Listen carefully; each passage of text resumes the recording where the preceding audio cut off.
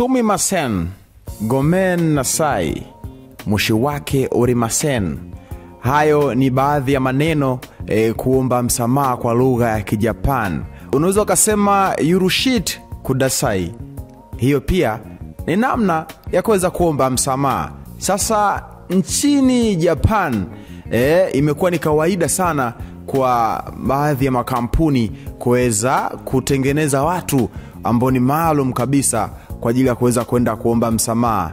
Yani unaweza kuajiri mtu kwa ajili ya kukuombea msamaha. Yani kuna taasisi kabisa ambazo wafanyakazi wake wameajiriwa pale kwa ajili ya kwenda kusaidia watu mbalimbali kuweza kuomba msamaha. Nchini Japani kuomba msamaha ni jambo muhimu sana, kiasi kwamba unaweza hata kuajiri mtaalamu wa kuomba msamaha akakufanyia hivyo pindi ambapo unakuwa umekosea. Ikiwa ni kwa ajili ya kuvunja mahusiano, makosa kazini au hata usaliti, kuna mashirika maalum yenye wataalamu waliopokea mafunzo ya kuomba msamaha kwa niaba yako.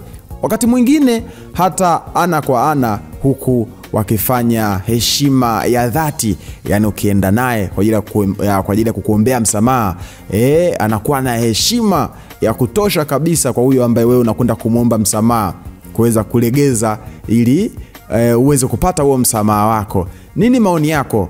Jambo hili wewe umelipokea vipi? Ikija bongo, ni watu gani ambao unadhani wanafaa kabisa kuweza kuajiliwa kwa ajili ya kwenda kuombea msamaha watu? Nione kwenye comment hapo chini maoni yako, itakuwa swadakta sana. Mimi naitwa Comic Cliff, msema chochote. Nimesema chochote kitu kuhusu Japan, unaweza kuajiri mtu wa kwenda kukuombea msamaha.